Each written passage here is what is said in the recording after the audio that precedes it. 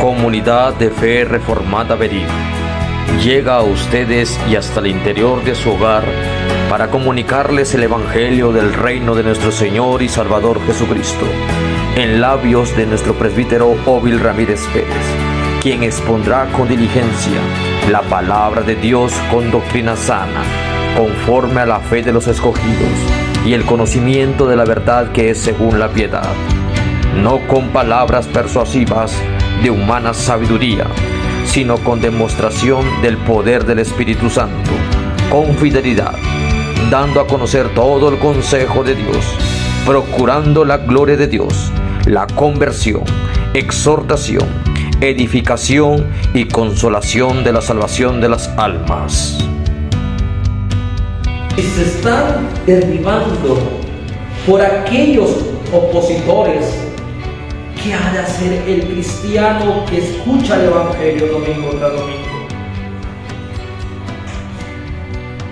La fe viene por el oír la palabra de Dios. La fe se marchita porque no hay palabra de Dios en ustedes.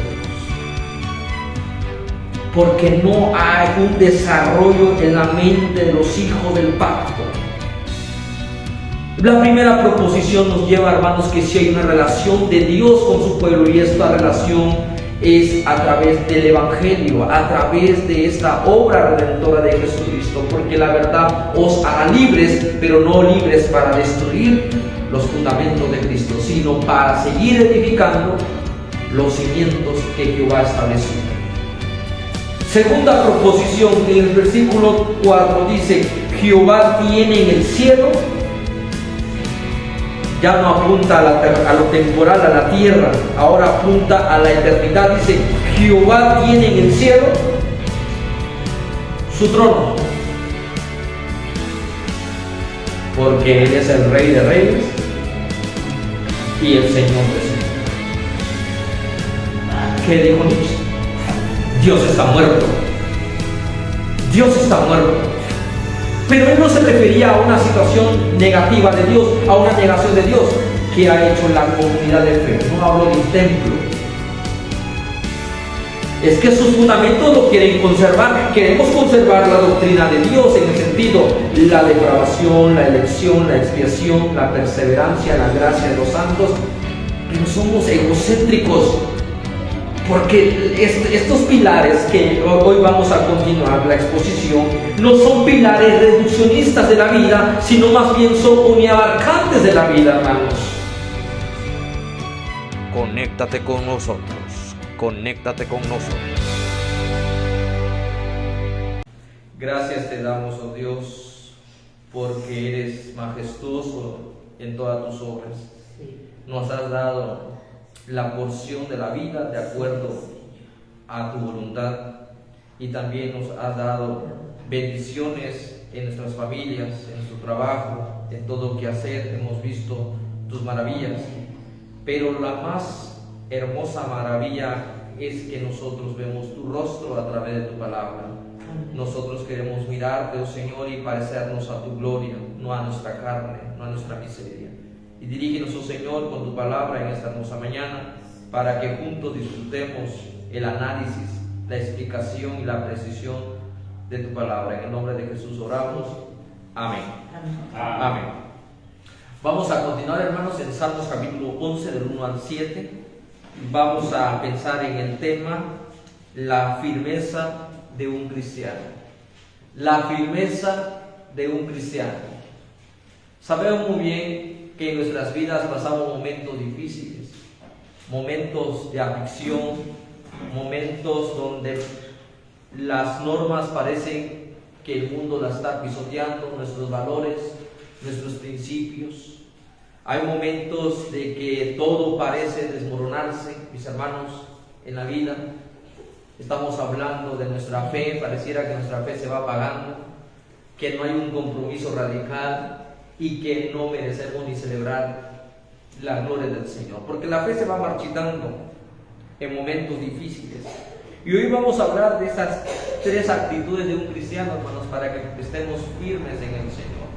Esto lo dice también el apóstol Pablo, estad firmes y ceñidos vuestros lomos, firmes, que estemos nosotros siempre, hermanos, con esa actitud de que Dios gobierna su historia, Dios gobierna nuestras vidas. Y el versículo 1 al 2 vamos a hablar de esta primera actitud, de nuestra primera firmeza. Número 1 es la fe en su Señor. La fe en su Señor. Dice el versículo 1, ¿están conmigo? En Jehová he confiado. ¿Cómo decís a mi alma que escape al monte? ¿Cuál? ¿Ave? ¿Por qué aquí los malos tienen el arco? Disponen sus saetas sobre la cuerda para asetear en oculto a los íntegros de corazón.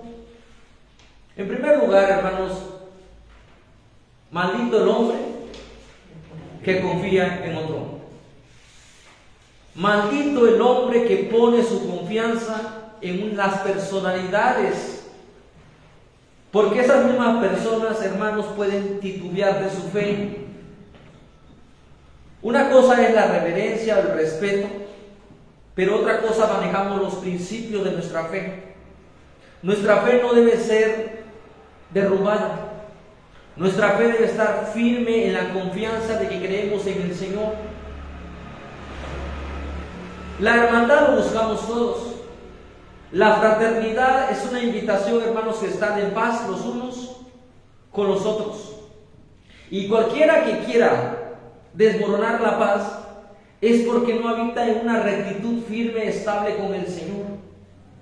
También debemos de aclarar que a veces nosotros nos enfrentamos a X persona y tenemos que regular su conducta de acuerdo a la palabra de Dios, no a nuestra modalidad de nosotros lo que querramos, porque a veces queremos que la persona piense como yo, la persona actúe como yo, y eso no es posible, hermano, porque solamente la palabra del Señor mora en vuestros corazones. Nosotros vamos a regular a las personas de acuerdo a la palabra de nuestro Dios, de acuerdo a la orientación que viene del púlpito. Y en este versículo, hermanos, el salmista es un hombre ungido por el Señor, el salmista David. El salmista David tiene su realeza bajo la unción del Espíritu Santo.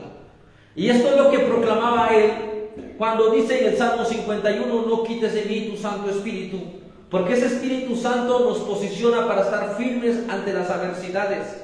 Porque sin ese Espíritu Santo, como dicen los apóstoles, aumentanos la fe.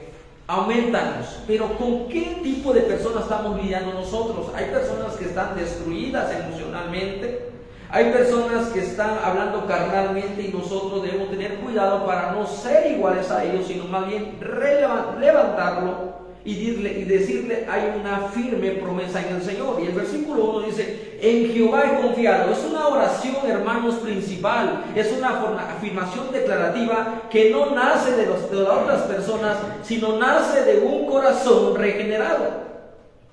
Porque la gente tiene fe. La gente tiene 3 tipos de fe. A veces dice la gente, pastor, yo tengo la fe histórica. ¿Qué es la fe histórica?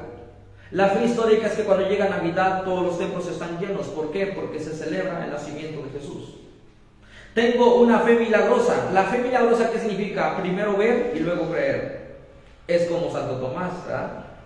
¿Qué dijo Santo Tomás? Si no puedo ver, no puedo creer. La gente quiere ver acciones para llegar a tener una fe en Jesucristo. Una fe condicional. Hay fe histórica. La fe histórica es que cuando hay Semana Santa, la gente se emociona, es una fe emocional, es una fe pasajera. Y esto encontramos también la tercera fe, la fe temporal. La fe temporal, hermanos, se va desvaneciendo porque no está firme en el Señor. Y la fe, hermanos, la fe genuina, la fe verdadera, es la obra del Espíritu Santo que nos lleva a creer que la Biblia es la palabra de Dios.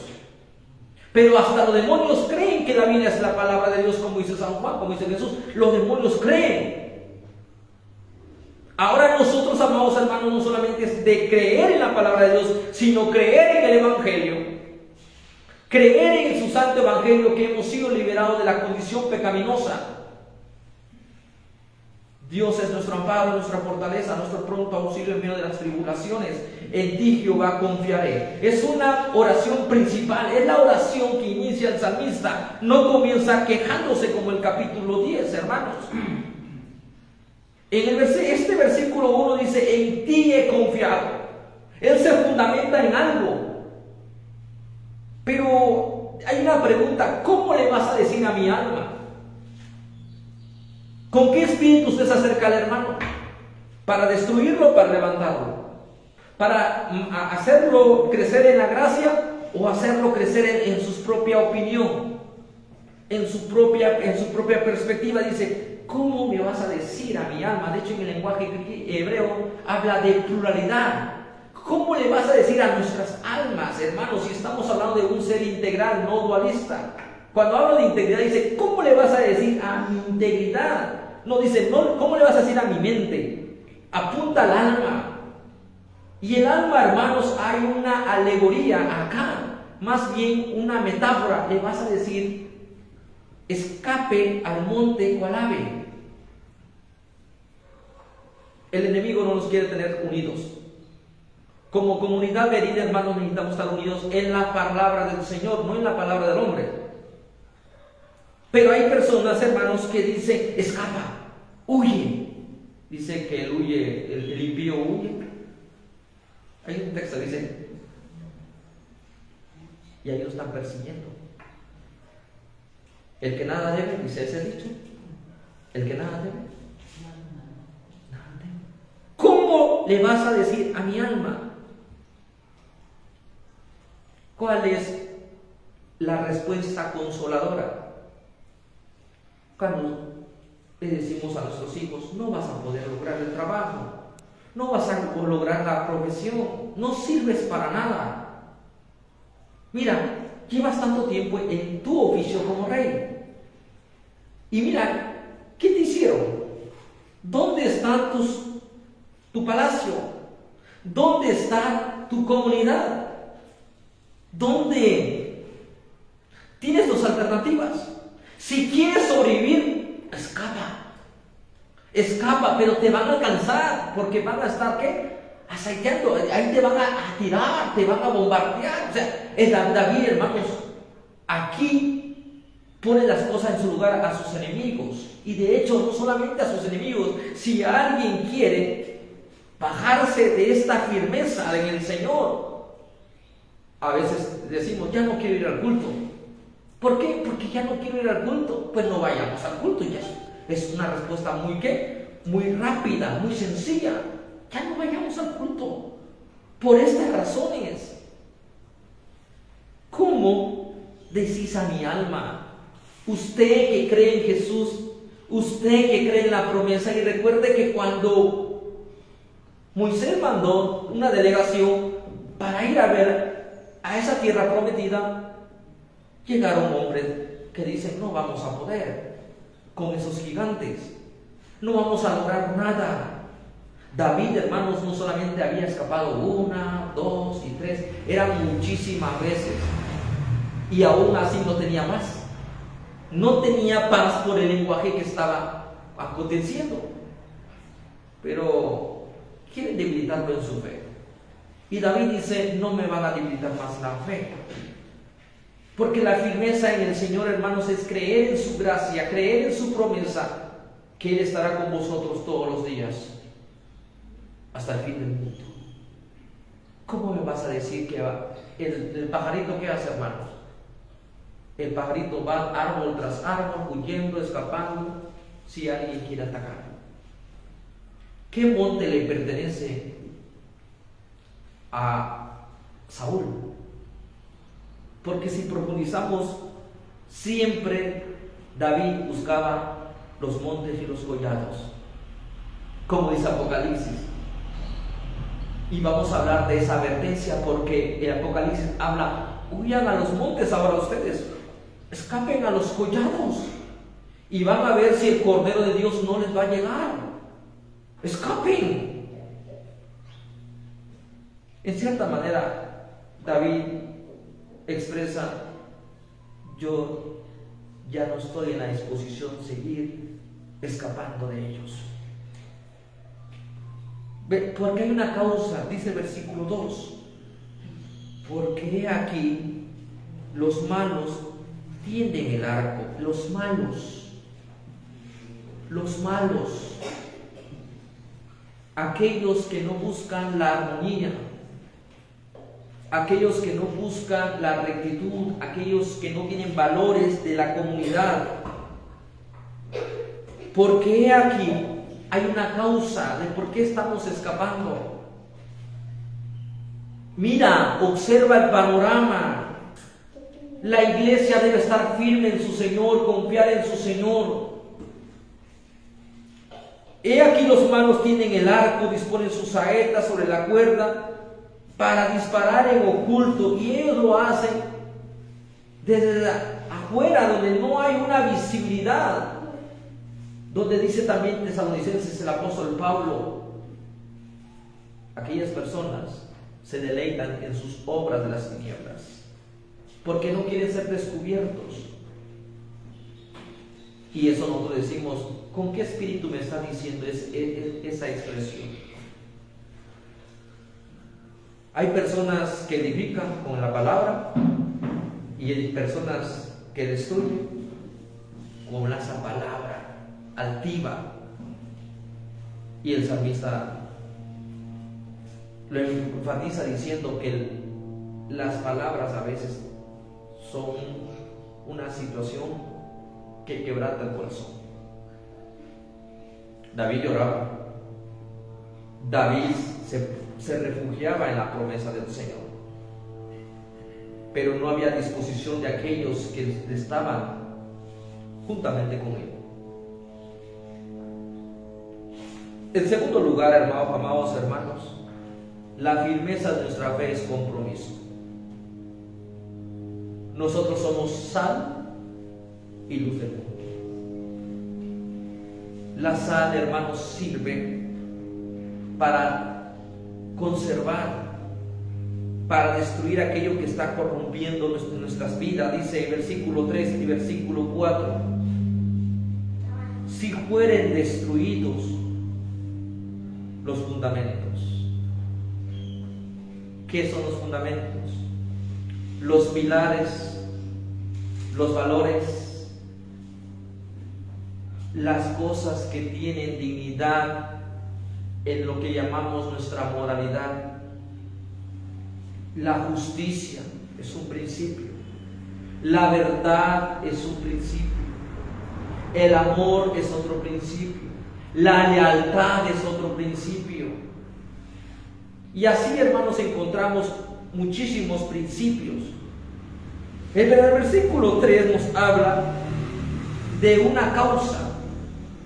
Ahora sí viene la causa de por qué estas personas quieren destruir el corazón del creyente.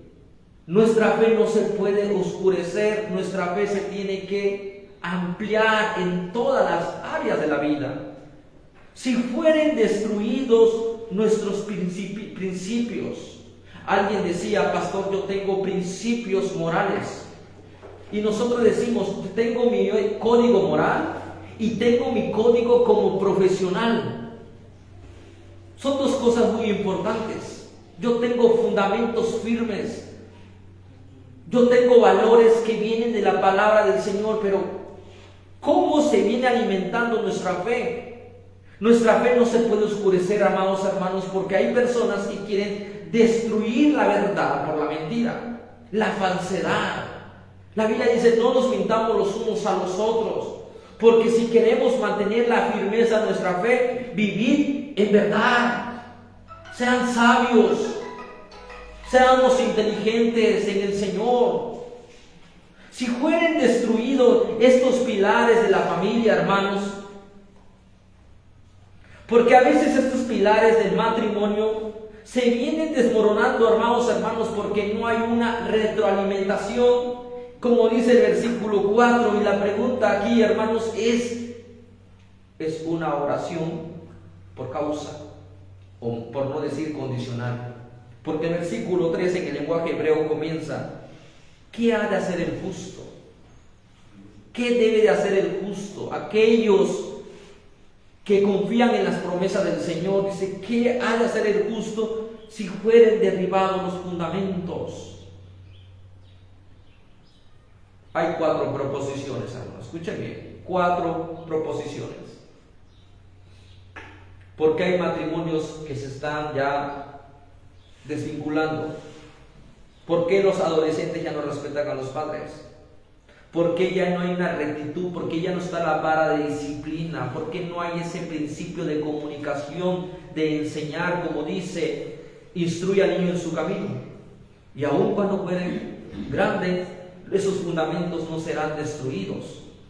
Porque esos cimientos, hermanos, no deben de ser oscurecidos e implantados otros fundamentos. Yo no te enseñé esos principios, yo no te enseñé esos valores. ¿Por qué la iglesia del Señor, hermanos, está perdiendo este fundamento? Y también, lo importante aquí, hermanos, como dice Gálatas capítulo, vamos a leer Gálatas capítulo 2, versículo 9.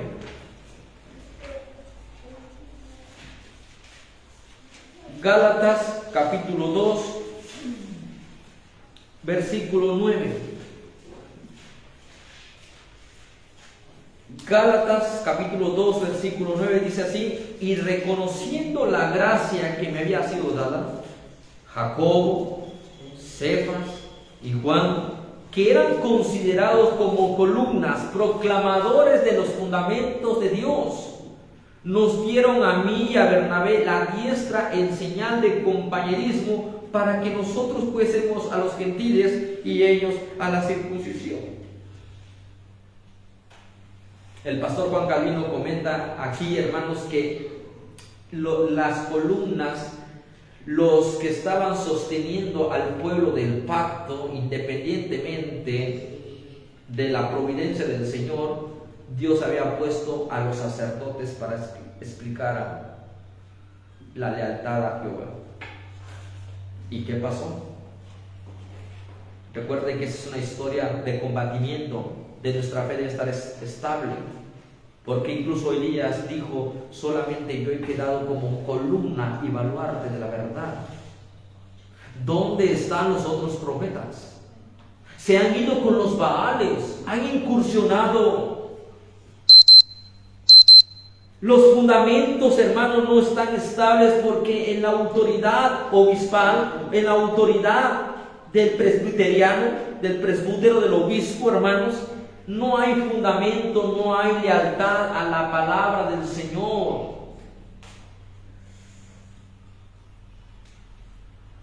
Un pastor puede seguir pastoreando cuando está divorciado.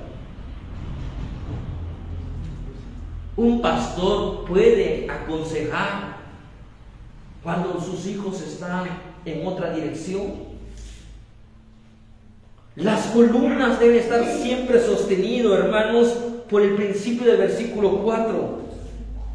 El versículo 4, hermanos, habla de 4 proposiciones.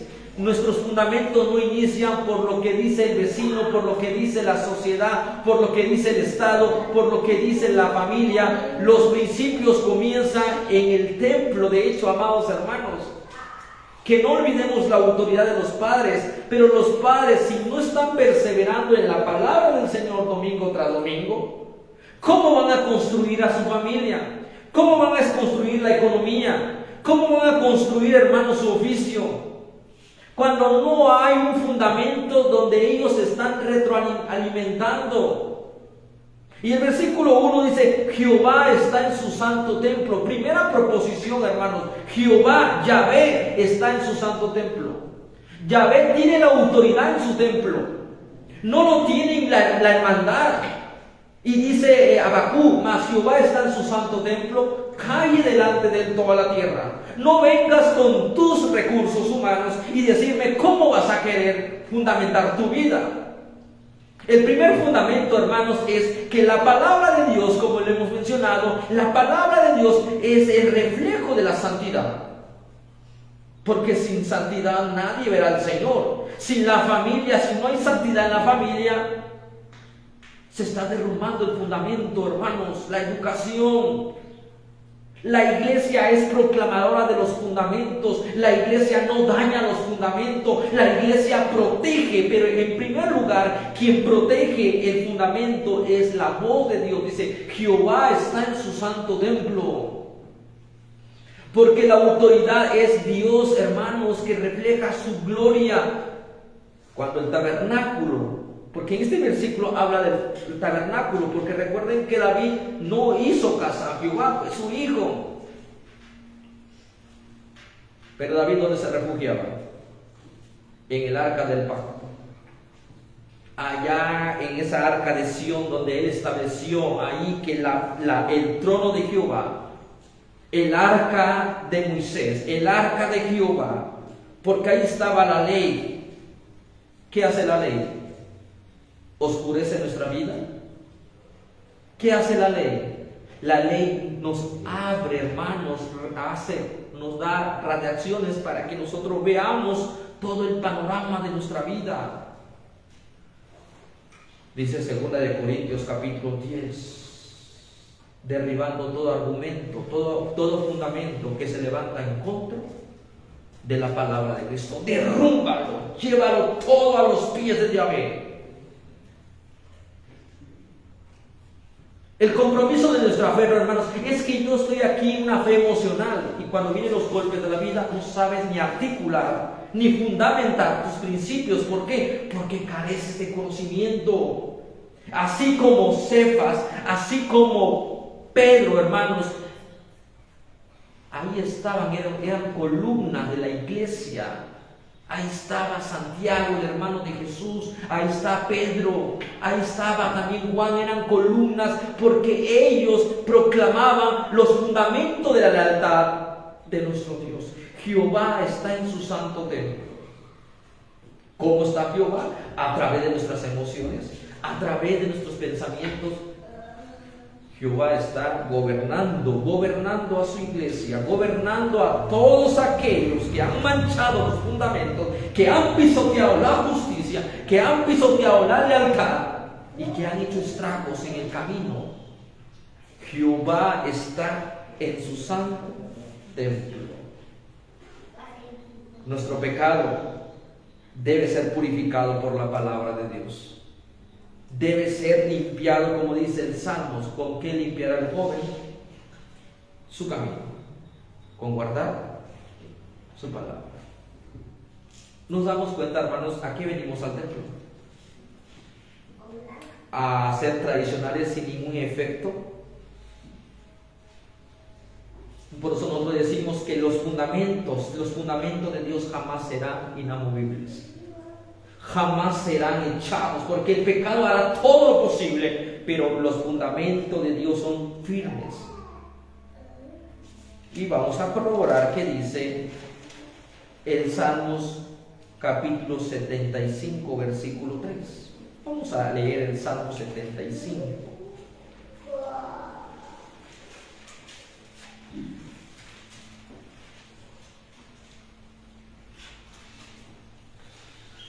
Salmo 75, versículo 3, ¿qué dice, mis hermanos?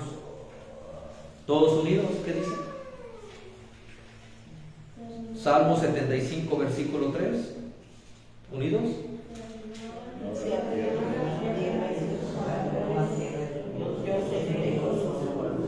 Ahí está. Los moradores de la tierra se están arruinando. ¿Cómo nuestra fe tiene que ser comprometida, hermanos? Nosotros le decimos, ¿cuáles son tus privilegios como miembro? Pero así como hay privilegios, así también hay responsabilidades. Si se están derribando por aquellos opositores, ¿qué ha de hacer el cristiano que escucha el Evangelio domingo tras domingo? La fe viene por el oír la palabra de Dios. La fe se marchita porque no hay palabra de Dios en los templos, porque no hay un desarrollo en la mente de los hijos del pacto. La primera proposición nos lleva, hermanos, que si hay una relación de Dios con su pueblo, y esta relación es a través del Evangelio, a través de esta obra redentora de Jesucristo, porque la verdad os hará libres, pero no libres para destruir los fundamentos de Cristo, sino para seguir edificando los cimientos que Jehová ha establecido. Segunda proposición, en el versículo 4 dice: Jehová tiene en el cielo. Ya no apunta a lo temporal, a la tierra, ahora apunta a la eternidad. Dice: Jehová tiene en el cielo su trono, porque Él es el Rey de Reyes y el Señor de Señores. ¿Qué dijo Nixon? Dios está muerto. Dios está muerto. Pero él no se refería a una situación negativa de Dios, a una negación de Dios que ha hecho la comunidad de fe. No hablo de templo. Es que sus fundamentos lo quieren conservar. Queremos conservar la doctrina de Dios en el sentido: la depravación, la elección, la expiación, la perseverancia, la gracia de los santos.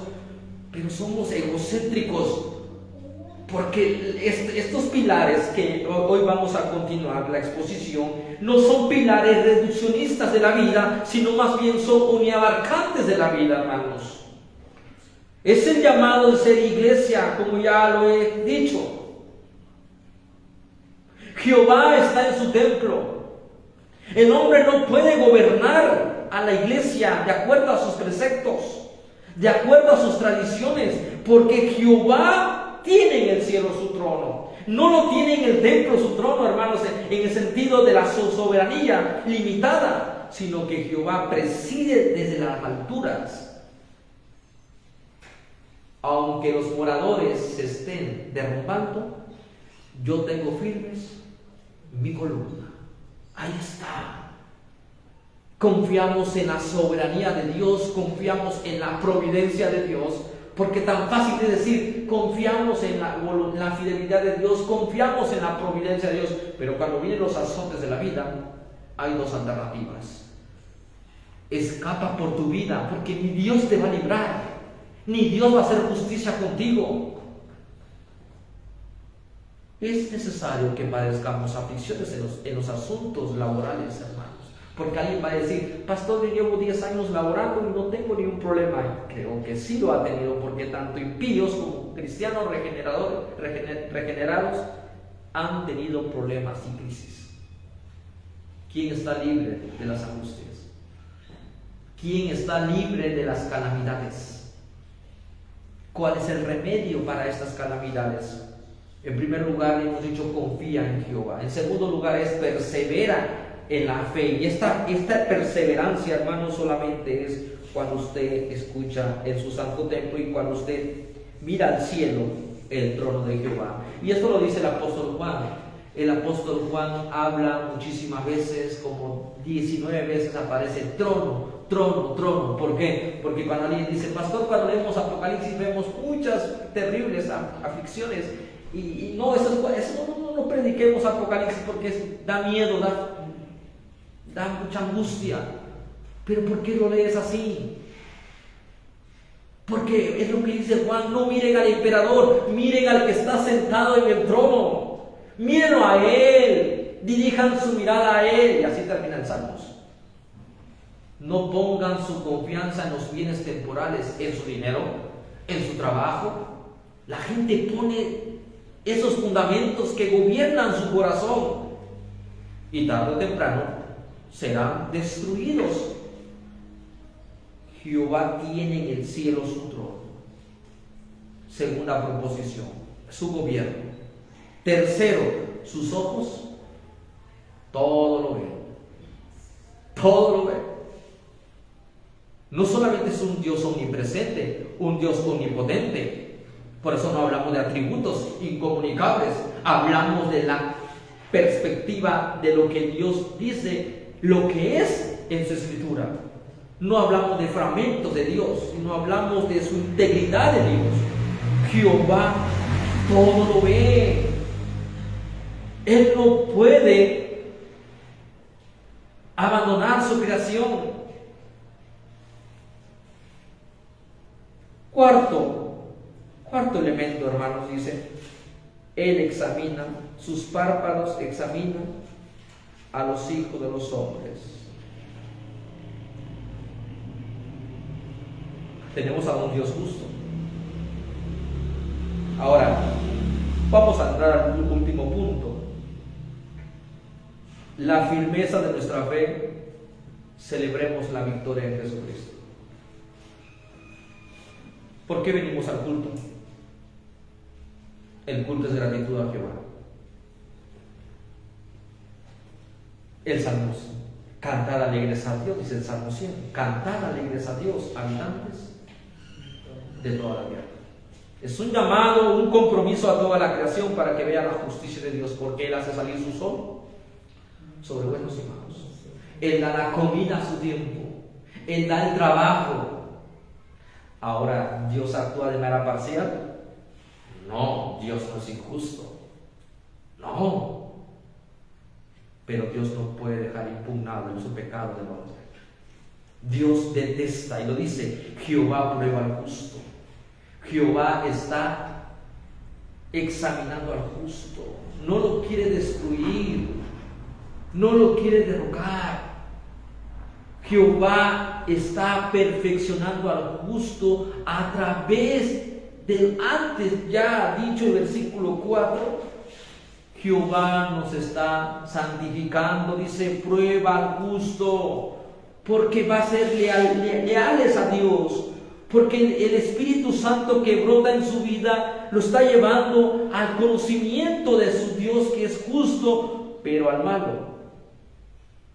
Hay una acción aquí, hermanos, prueba al justo, lo está capacitándolo, preparándolo para toda buena obra, como dice 2 Timoteo. Nos prepara Dios ante las adversidades, nos está moldeando Dios a través de la imagen de la gloria de su palabra. Pero al malo, y dice al malo, y hay una confusión ahí, dice, y al que ama la violencia. Nuevamente lo vamos a decir. La gente dice, Dios ama al pecador, pero no ama su pecado. Dice en el púlpito, y no es así. Hay una confusión, dice, pero al malo, dice, y al que ama la violencia, su alma los aborrece. Al malo. ¿Quién es el malo, hermanos? Hay personas que dicen, pastor, yo no amo la violencia, así como la manifestación del día de ayer. Llegamos pacíficamente, pero nos reprime. Llegamos con ese espíritu de paz, y a veces suena ese tenor, sí llegamos en paz. Pero, ¿cuál es el problema, hermanos? La gente dice, pastor, yo no le hago mal al vecino, nada.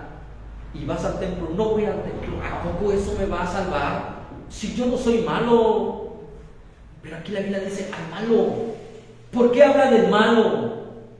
Porque no está en la casa de Dios, porque no hay ese compromiso. Él quiere compromiso solamente para Él, beneficios para Él. ¿Y qué pide Jehová de ti?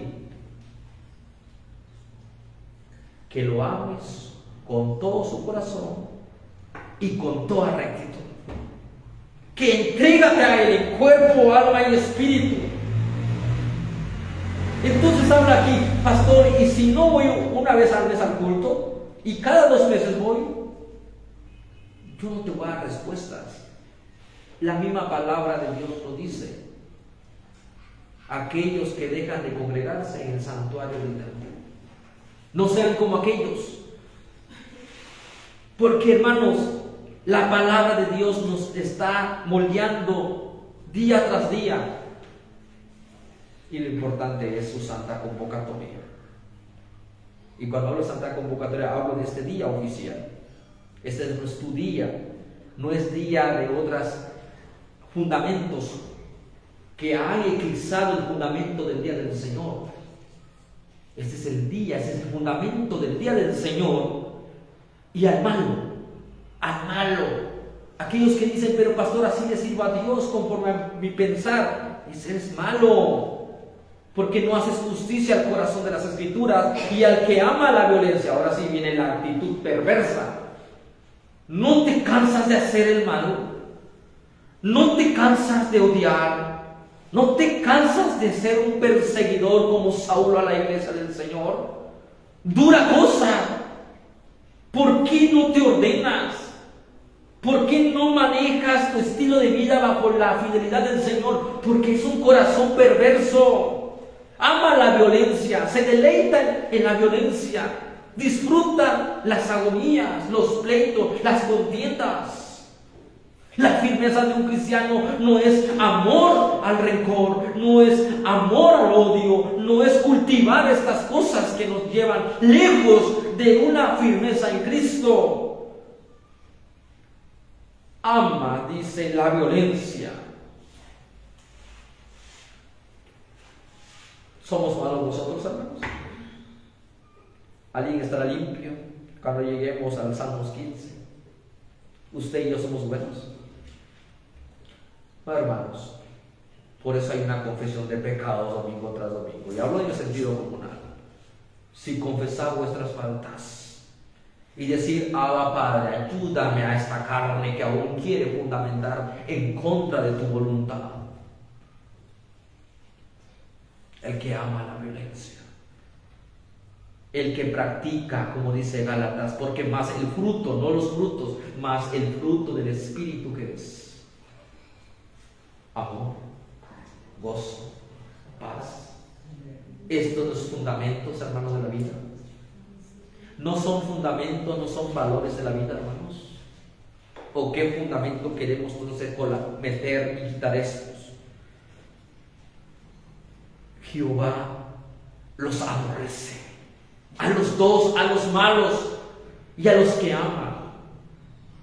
Entonces viene esta celebrar la justicia de Dios. Celebramos su justicia porque Él nos está obrando para bendición y vida eterna. Versículos 6 y 7 para terminar. Dice, hermanos, el versículo 6: sobre los malos hará llover calamidades, fuego, azufre y viento abrasador será el cáliz, la porción del cáliz de ellos, será la copa, será la medida de la copa de ellos.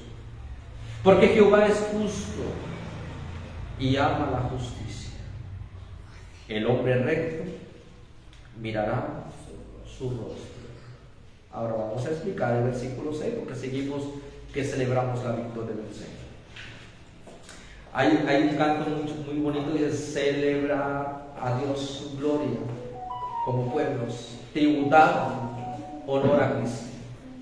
Alcen su voz con esa voz que Dios nos ha dado.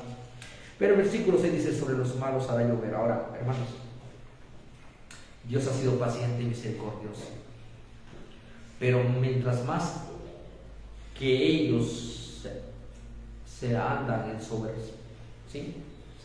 Su soberbia, engrandeciendo, se hinchan de su orgullo, dicen los malos sobre los malos. En el lenguaje hebreo debe de expresarse así: hará llover calamidades sobre los malos, hará llover calamidades sobre los malos. Cuando viene, hermano, mire cómo Dios prepara a la gente. Cuando vemos el día está bien soleado. ¿Y qué sucede, hermanos?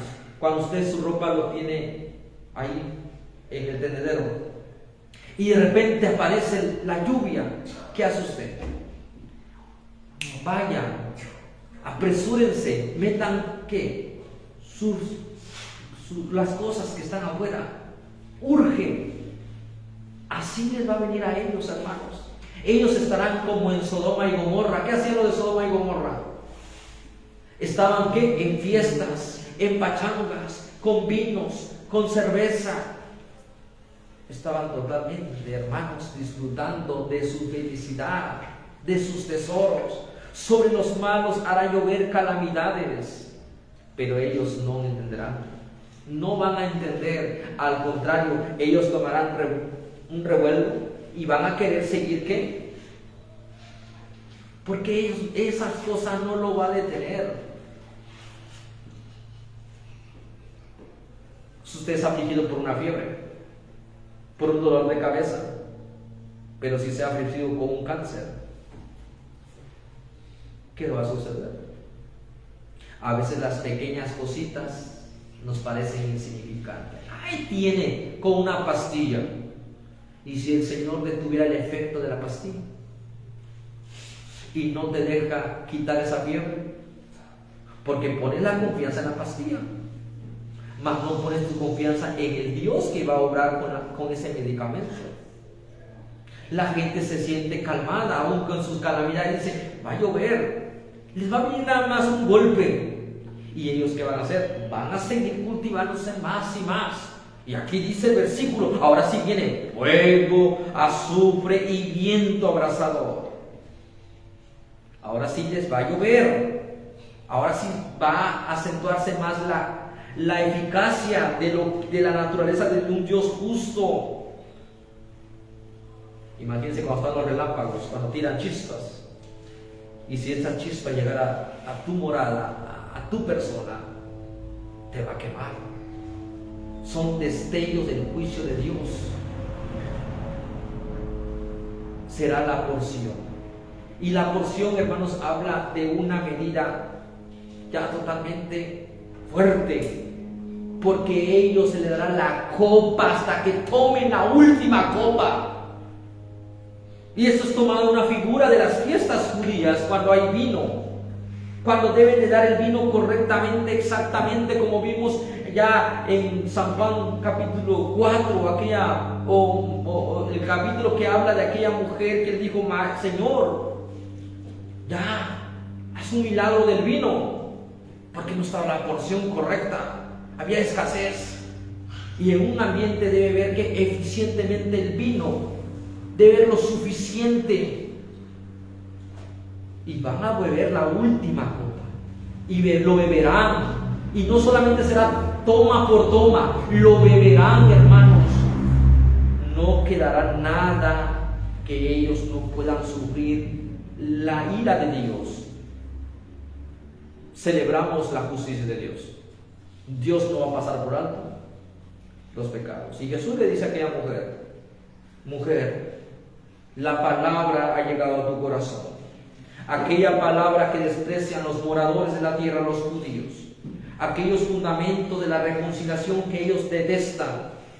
Jesús le dijo a aquella mujer, mujer, levántate, levántate y ya no peques más, porque si pecas, cosa peor te vendrá.